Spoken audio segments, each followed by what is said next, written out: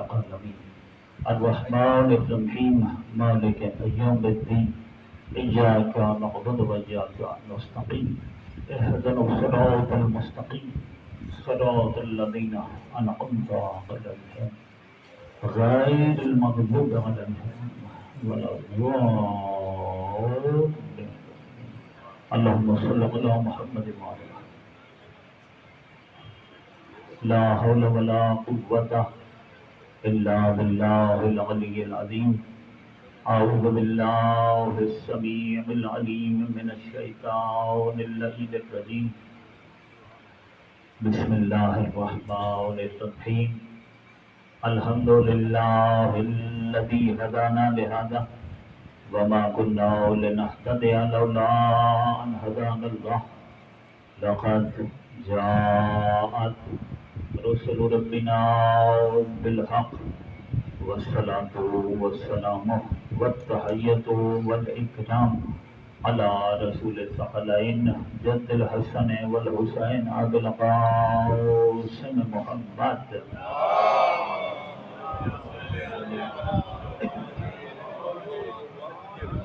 وعلى آله الأطيبين الأطهرين الأشرفين الأفضلين ورحمة الله على محبهم أجمعين واللعنة الدائمة على أعدائهم وأعداء الله من يوم ظلمهم إلى الآن ومن الآن إلى قيام يوم الدين. أما بعد فقد قال الله تبارك وتعالى في كتابه المحكم وقوله الأحسن. بسم الله الرحمن الرحيم. والتين والزيتون وطور سينين وهذا البلد الأمين لقد خلقنا الإنسان في أحسن تقويم والصلوات.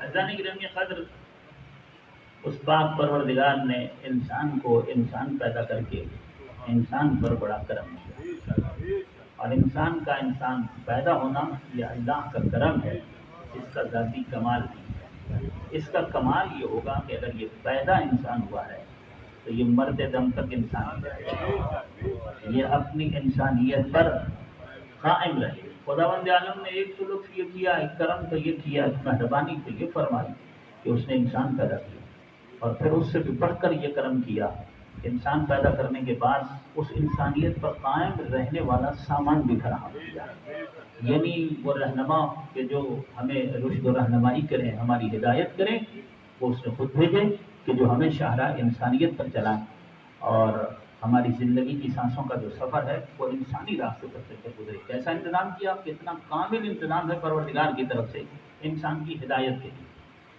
کہ اس نے حضرت انسان کی ہدایت کے لیے مسلسل اپنی آیات کو بھیجا۔ وہ سورہ بقرہ کی آیت جس کی توضیح و تشریح رہ گئی تھی، دوسرا سورہ، اور اس کی آیت نمبر 106 ہے، کہ جس میں ارشاد رب کائنات ہو رہا ہے کہ ما ننسخ من آیت او ننسها نأت بخیر منها او مثلها الم تعلم ان اللہ علی کل شیء قدیر۔ ما ننسخ من آیت، پاک پروردگار اپنے مطہر کلام میں ارشاد فرما رہا ہے کہ جب ہم کسی آیت کو منسوخ کر دیتے ہیں، ہم اپنی بھیجی ہوئی کسی آیت کو اگر منسوخ کر دیتے ہیں تو ہم اس جگہ کو ایسے نہیں چھوڑتے، نأت بخیر منها، اس کی جگہ پر اس سے بہتر لے کر آتے ہیں، یعنی دوسری آیت کو ہم بھیجتے ہیں، اور وہ جو دوسری آیت ہے وہ اس پہلی آیت سے بہتر ہوتی ہے، او مثلہا، یا کم از کم اس کے جیسی ہوتی ہے، یعنی کسی صورت میں بھی وہ اس سے کمتر نہیں ہوتی ہے۔ علم تعلم ان اللہ علی کل شیء قدیر، کیا تم نہیں جانتے ہو کہ اللہ ہر چیز پر قدرت کاملہ رکھتا ہے؟ ایک صلوات پڑھو الحمد للہ۔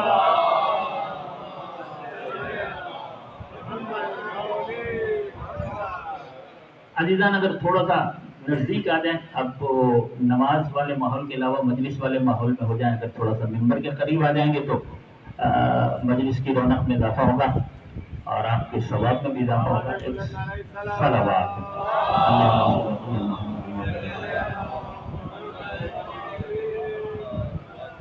بہت شکریہ، سلامت رہیے۔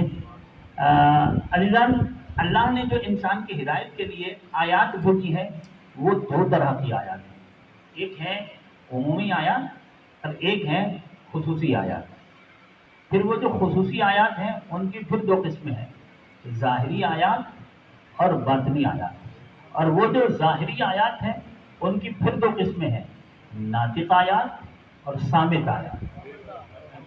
پروردگار عالم نے ان تمام آیات کو انسان کے لیے رکھا ہے، انسان کی رشد و رہنمائی کے لیے، تاکہ جس انسان کو میں نے انسان پیدا کیا ہے یہ ہمیشہ انسان رہے، یہ آسمان انسانیت سے کبھی نیچے نہ اترے، یہ کبھی زمین حیوانیت پر نہ آئے، یہ اپنے شرف کی حفاظت کرے۔ تو اس کے لیے پروردگار عالم نے مسلسل، کیونکہ انسان اس کو کہتے ہیں، جس طرح کل آپ کی خدمت میں نے عرض کیا کہ انسان مرکب ہے تین چیزوں کا، روح، جسم اور نفس۔ اور جو اللہ نے دین بھیجا ہے ہماری ہدایت کے لیے، اس کی تعلیمات بھی تین قسم کی ہیں، عقائد، احکام اور اخلاق۔ عقائد روح کے لیے ہیں، احکام اعضاء جسمانی کے لیے ہیں، اور اخلاق نفس کے لیے۔ یعنی کسی انسان کا اگر عقیدہ بھی درست ہو، عمل بھی ٹھیک ہو اور اخلاق بھی ٹھیک ہو تو یہ وہ انسان ہے کہ جو نقطہ انسانی پر قائم ہے۔ اس انسان کو کہا جائے گا کہ یہ وہ انسان ہے کہ جو انسانی ٹریک سے اترا نہیں ہے، شاہراہ انسانیت سے ادھر ادھر نہیں ہوا ہے۔ یہ اسی طرح، اور آپ کی خدمت میں کل عرض کیا تھا، اس کے پیچھے تفصیلات ہیں لیکن وہ ان کا بھی موقع نہیں ہے، کہ انسان اگر دین کے مطابق اپنی زندگی کی سانسوں کا سفر طے کرے، مہد سے لے کر لحد تک اگر اپنی زندگی کو دین کی تعلیمات کے مطابق بنائے، تو اس کی جو دنیاوی زندگی ہے یہ بھی جنت ہو جائے گی، تمام پریشانیوں سے محفوظ ہو جائے گا، اور جو اس کی آخرت کی زندگی ہے اس میں تو اس کے لیے جنت ہے ہی ہے۔ اور میں اپنے اس مطلب کی تائید کے لیے امیر المومنین کا پھر وہ قول دہراتا ہوں کہ جس میں مولا متقیان سرکار علی علیہ الصلوۃ والسلام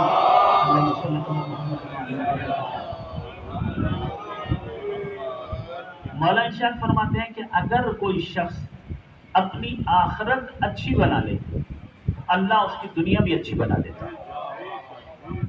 یہ مولا امیر المومنین کہہ رہے ہیں۔ دنیا بھی خراب تب ہوتی ہے جب ہم اپنی آخرت کو خراب کر رہے ہوتے ہیں۔ جب ہم اپنی آخرت کو خراب کر رہے ہوتے ہیں تو ہماری دنیا بھی خراب ہو جاتی ہے، اور ہم حالانکہ اپنی آخرت کو خراب اس لیے کرتے ہیں کہ ہماری دنیا اچھی ہو جاتی، مگر دنیا بھی خراب ہو جاتی ہے۔ اور جناب امیر المومنین فرماتے ہیں کہ اگر کوئی شخص اپنی آخرت کو اچھا بنا لے، اور کہا آخرت کب اچھی ہوگی؟ جب ہمارا عقیدہ بھی صحیح رہے، عمل بھی صحیح رہے اور اخلاق بھی صحیح رہے۔ اس مقصد کے لیے، اس نقطہ انسانی پر قائم رکھنے کے لیے اللہ نے آیات کو بھیجا ہے۔ ظاہر ہے کہ عقیدے کی ابتدا توحید الہی سے، عقیدہ توحید الہی، تمام عقائد کی جو بنیاد ہے وہ عقیدہ توحید ہے۔ باقی تمام عقائد کی جو بازگشت ہے وہ اس بنیادی عقیدے کی طرف ہے۔ اساس سے دین عقیدہ توحید ہے۔ دین اسلام کو دین توحید کہا جا سکتا ہے۔ یعنی انبیاء علیہ السلام نے جب تبلیغ شروع کی تو ہر نبی نے اپنی تبلیغ کے آغاز میں جو پہلی بات اپنے امت سے کہی ہے وہ توحید کی کہی ہے، قولوا لا الہ الا اللہ۔ ہر نبی کی سب سے پہلے، یعنی ہر نبی کی تبلیغ کا مرکزی نقطہ توحید رہی ہے۔ اللہ کو منوانا ہے، اللہ کو پہچانوانا ہے، اللہ کی اطاعت کروانی ہے، مخلوق کو خالق کی طرف، عبد کو معبود سے مربوط کرنا ہے۔ اللہ نے اپنی شناخت اور اپنی پہچان کے لیے بندے کے واسطے اپنی آیات کو بھیجا۔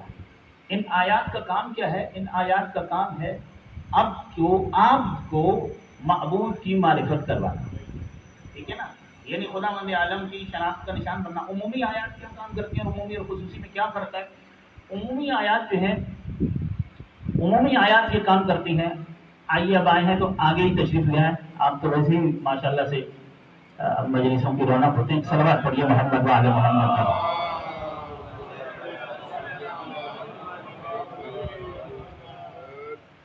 تو یہ جو عمومی آیات ہیں، یہ عمومی آیات کیا کریں گی؟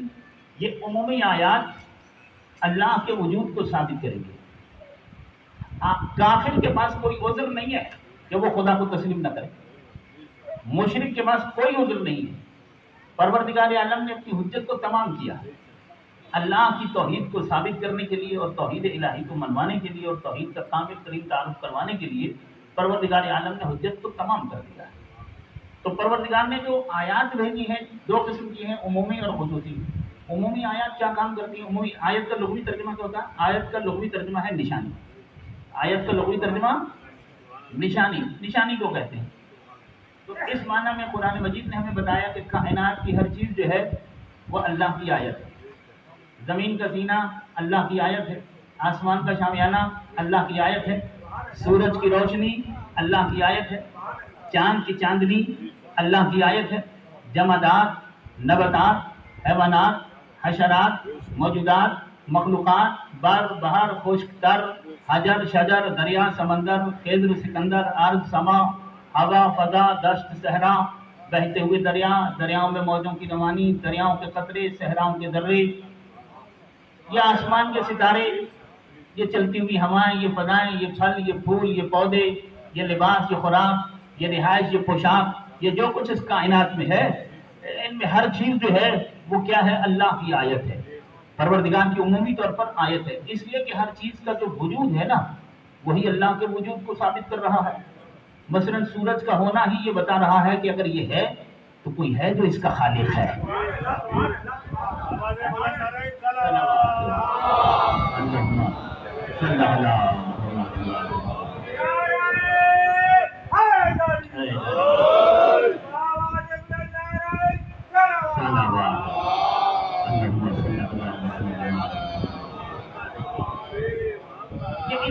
اتنی وسیع و عریض جو زمین ہے یہ زمین اللہ کی ایک آیت ہے. ٹھیک ہے نا. یہ زمین کا فرش ثابت کر رہا ہے. انسانوں کے بس کی بات تو نہیں ہے نا اتنی بڑی زمین کو خلق کر سکیں. اور نہ ہی مخلوقات میں سے کسی نے یہ دعویٰ کیا ہے کہ ہم نے یہ زمین بنائی ہے. پھر کوئی تو ہے جو زمین کا خالق ہے. ٹھیک ہے نا. اسی طریقے سے آسمان کا شامیانہ کسی کا دعویٰ نہیں ہے کہ ہم آسمان کے خالق ہیں. لیکن خداوند عالم نے قرآن مجید میں کہا ہے کہ زمین کا فرش بچھانے والا میں ہوں، آسمان کا شامیانہ لگانے والا میں ہوں. کسی نے جھوٹا دعویٰ بھی نہیں کیا کہ سورج ہم نے پیدا کیا. قرآن مجید میں اللہ نے کہا اس سورج کا خالق میں ہوں. جتنے بھی دنیا میں ادیان اور مذاہب ہیں کسی بھی مذہب اور عقیدے کا پیروکار یہ نہیں کہہ سکتا ہے کہ جن کے پیچھے میں چلتا ہوں ان کا یہ دعویٰ ہے کہ سورج کے وہ خالق ہیں یا چاند کے وہ خالق ہیں یا زمین کا فرش انہوں نے بچھایا یا آسمان کا شامیانہ انہوں نے لگایا. یعنی کسی نے جھوٹا دعویٰ بھی نہیں کیا. لیکن خداوند عالم نے قرآن مجید میں واضح طور پر کہا کہ زمین کا فرش ہم نے بچھایا، آسمان کا شامیانہ ہم نے لگایا ہے. ان فی خلق السماوات والارض واختلاف الليل والنهار والفلك التي تجري في البحر بما ينفع الناس وما انزل الله من السماء من ماء فاحيا به الارض بعد موتها وبث فيها من كل دابة وتصريف الرياح والسحاب المسخر بين السماء والارض لآيات لقوم يعقلون. یہ آیت اور اس طرح کی اور بہت ساری آیات ہیں کہ جن میں پروردگار عالم نے واضح طور پر کہا کہ یہ کہا سورہ مبارکہ ملک کا ابتدا کہاں سے ہو رہی ہے؟ تبارک الذی بیدہ الملک، بابرکت ہے وہ اللہ کے جس کے ہاتھ میں ملک ہے. اس کا ملک کتنا بڑا ہے؟ تو قرآن میں کہا للہ ہے، پروردگار عالم کے لیے ہے. کیا ہے؟ للہ الارض والسماوات، یہ زمینیں اور یہ آسمان جو کچھ بھی ہے یہ پروردگار عالم کے لیے ہے. یعنی کل زمینیں کل آسمان یہ اللہ کا ایک ملک ہے. یعنی کل عالمین کل جہان اللہ کا ایک ملک ہے. تو پروردگار عالم اس ملک کا مالک بھی ہے اور پوری کائنات کا خالق بھی ہے. وہ احد ہے، صمد ہے، لم یلد ولم یولد ہے ولم یکن لہ کفوا احد ہے. بے مثل بے نظیر، لا شریک، لا زمان، لا مکان، لا محدود، ازلی ابدی سرمدی، قدیم قادر خالق مالک رحمان رحیم کریم محسن مہربان معبود مسجود ہے وہ پروردگار. اور جیسا وہ ہے اس کو ویسا ہی منوانے کے لیے اللہ نے اپنی آیات کو بھیجا. عمومی آیات اس کے وجود کو ثابت کرتی ہیں کہ وہ خالق بھی ہے، وہ مالک بھی ہے، اور وہ ایسا حکیم ہے جو حکمت کا بھی خالق ہے، ایسا علیم ہے جو علم کا بھی خالق ہے، ایسا قادر ہے جو قدرت کا بھی خالق ہے، ایسا مختار ہے جو اختیار کا بھی خالق ہے، ایسا مرید ہے جو ارادے کا بھی خالق ہے، اور ایسا حی ہے جو حیات کا بھی خالق ہے.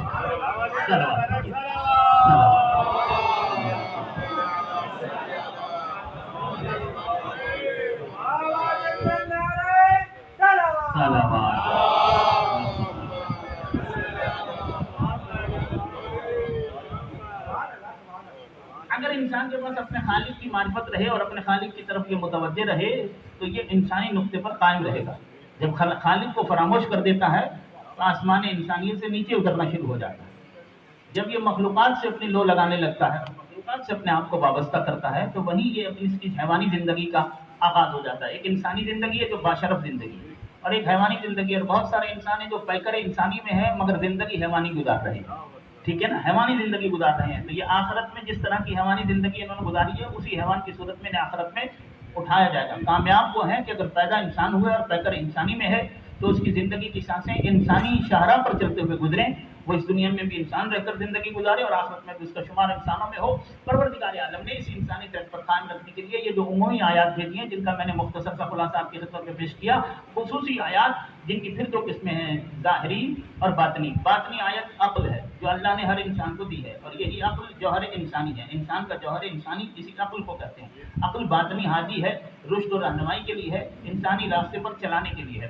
اور جو ظاہری ہادی ہیں ان کی پھر دو قسمیں ہیں، ناطق اور صامت۔ ناطق آیات کو اللہ نے انبیاء کی صورت میں، رسولوں کی صورت میں، اماموں کی صورت میں بھیجا، اور جو ثابت آیات ہیں انہیں اللہ نے آسمانی صحیفوں میں، تورات، زبور، انجیل، آسمانی کتابوں میں، قرآن مجید میں نازل کیا۔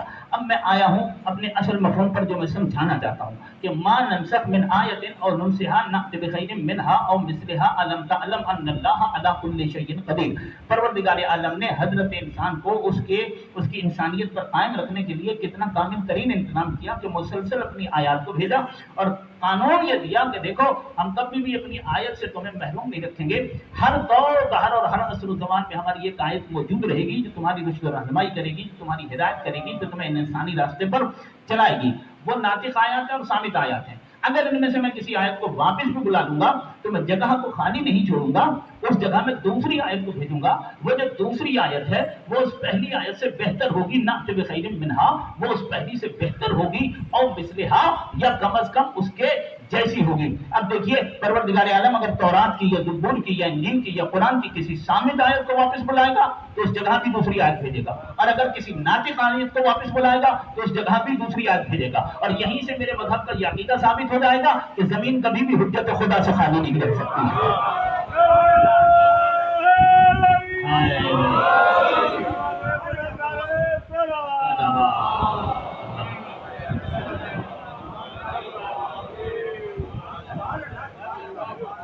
زمین کبھی بھی حجت خدا سے خالی نہیں رہ سکتی ہے۔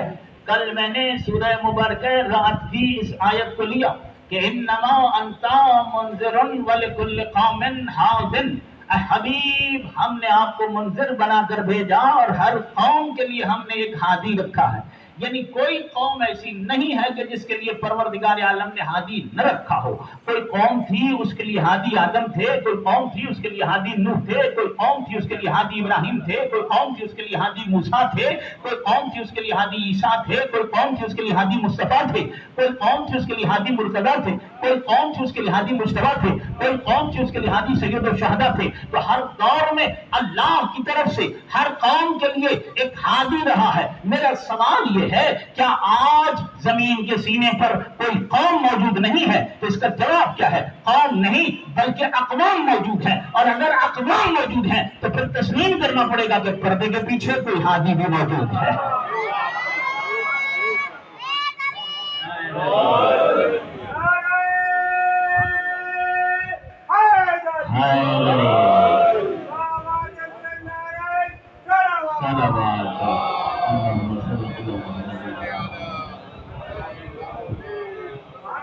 اب جب بات وجود سرکار حجت کے اس بات کی آ گئی ہے تو اس کو ایک اور جہت میں سے بھی ثابت کروں، سرکار ولی اللہ کے وجود اطہر کو ایک اور دلیل کے ساتھ بھی آپ کی خدمت میں پیش کروں کہ بھائی دیکھیے آج کل سب سے زیادہ سرکار امام زمان کے، کیونکہ میری کوشش ہوتی ہے کہ اب یہ زمانہ ایسا ہے کہ اپنی جس بھی موضوع پر مجلس میں اس میں امام زمانہ کا ذکر لایا جائے، اور امام زمان علیہ السلام کی دو چیزیں ایسی ہو گئی ہیں کہ جنہیں ہر مجلس میں لانا چاہیے۔ ایک خود عقیدہ توحید ولایت تو ہمیشہ ہم بیان کرتے ہیں اور اس کے بغیر ہمارا گزارا نہیں ہے، وہ تو ہماری سانسوں کے ساتھ ہے، لیکن ایک عقیدہ توحید اور دوسرا امام زمان کی بات، یہ ہر مجلس میں لانا ہر ذاکر کے لیے ضروری ہو گیا ہے۔ اب آپ دیکھیے کہ سرکار امام زمان علیہ السلام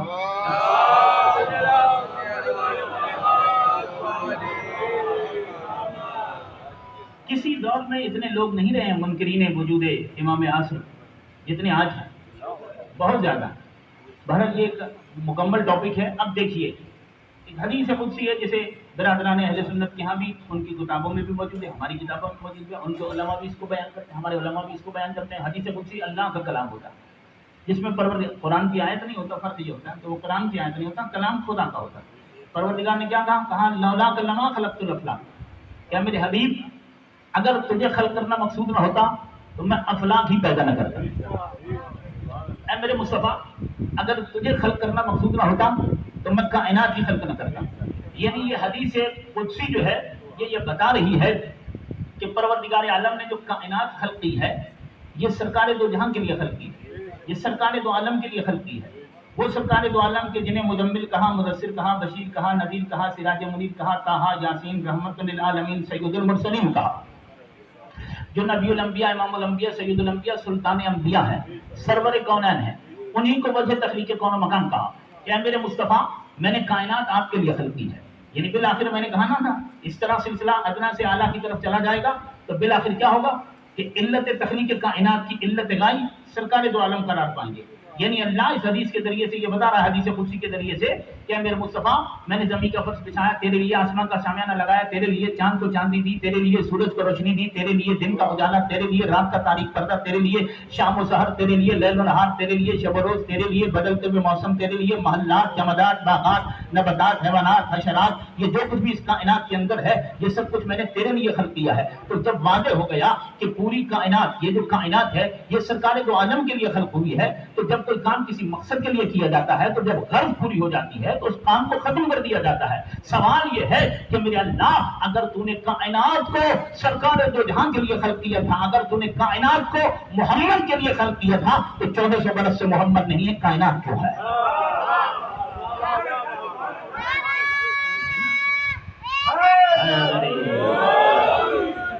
1400 سال سے سرکار دو عالم نہیں ہے ظاہراً، تو پھر یہ کائنات کیوں ہے؟ بھائی دیکھیے اس وقت یہ لائٹیں جل رہی ہیں، یہ مائک ہے، مجمع ہے، فرش بچھا ہوا ہے، یہ روشنی ہے، یہ جو کچھ بھی ہے، اس کی غرض و غایت کیا ہے؟ مجلس. جب مجلس ہو جائے گی کیا اس کے بعد بھی یہ لائٹیں ایسے ہی جلیں گی؟ کیا اس کے بعد بھی مائک آن رہے گا؟ کیا بغیر مجلس کے بھی لوگ ایسے ہی بیٹھے رہیں گے؟ تو یہ سارا انتظام سمیٹ دیا جائے گا نا. جب مجلس ہوگی فرش سمیٹ دیا جائے گا، لائٹیں بجھا دی جائیں گی، مائک بند کر دیا جائے گا. ہر تھوڑی سی عقل رکھنے والا بھی جانتا ہے کہ اگر کوئی کام کیا جائے کسی مقصد کے لیے تو جب وہ غرض و غایت پوری ہو جائے اس کے بعد اس انتظام کو باقی رکھنا خلاف عقل ہے. کوئی صاحب عقل ایسا نہیں کر سکتا. اللہ تو خالق عقل ہے. پروردگار تو نے زمین کا فرش بچھایا تھا محمد کے لیے، آسمان کا شامیانہ لگایا تھا محمد کے لیے، چاند اور سورج کی لائٹیں جلائی تھی محمد کے لیے. اب جب سرکار نہیں ہے زمین کا فرش کیوں بچھا ہوا ہے؟ آسمان کا شامیانہ کیوں لگا ہوا ہے؟ چاند اور سورج کی لائٹیں کیوں جل رہی ہیں؟ یہ فلک ستاروں سے کیوں سجا ہوا ہے؟ یہ افلاک کیوں ہے؟ یہ آفاق کیوں ہے؟ یہ کائنات کیوں ہے؟ آج صحراؤں کے ذرے کیوں ہیں؟ درختوں کے پتے کیوں ہیں؟ دریاؤں کے قطرے کیوں ہیں؟ نباتات کے ہریالی کا حسن کیوں ہے؟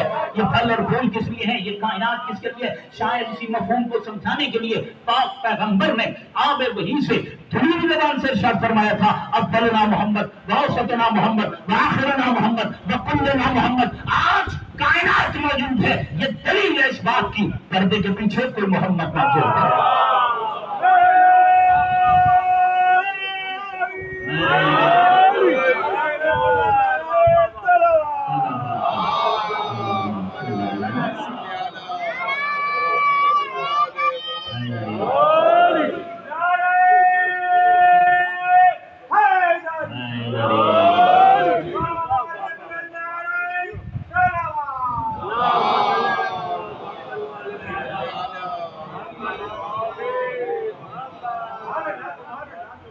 آج کائنات موجود ہے، یہ دلیل ہے اس بات کی کہ پردے کے پیچھے کوئی محمد موجود ہے. اچھا یہ پہلے محمد سے لے کر آخری محمد تک مالک ان کا وجود تم نے رکھا کس لیے؟ تو کہا تمہیں تمہاری انسانیت پر قائم رکھنے کے لیے. اب سمجھ میں آیا کہ انسانی شکل میں ہونے کے باوجود جانور کون ہوتے ہیں؟ ٹھیک ہے، جو انسان محتاج ہدایت ہونے کے باوجود اپنے ہادی کو بھول بیٹھے اسی کو جانور کہا جاتا ہے. صلوات کریے محمد وعلى محمد.